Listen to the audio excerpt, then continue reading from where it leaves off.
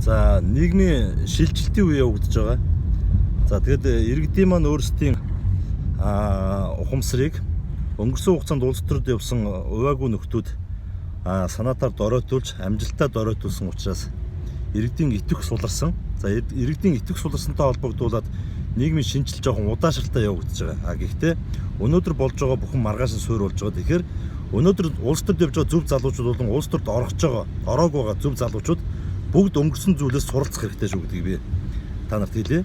За ингээд бид нар бүх алдаа энэ нэг өөрөө маш сайн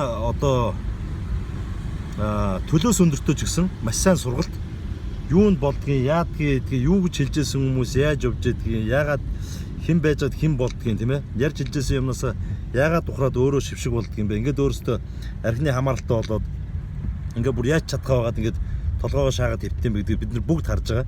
Тэгэхээр дахиад онцолж хэлэхэд улс төрд шинээр явж байгаа залуучууд маргаашийн улс төрийнхөө зөв суурийг нэг тоосгоор нь өрөөд явж байгаарай. За ороогүй байгаа залуучууд болон төрийн чиглэлээр суралцж байгаа залуучууд суурь мэргэжлээгээ суралцаад явж байгаа залуучууд өнгөрсөнд одоо энэ болж байгаа бүхнээс болохоор маш сайн сурж авах. Энэ бол маш сайхан сургалт шүү. Үнгүү болж байгаа сургалт гэж хэлье. За баярлалаа баяртай.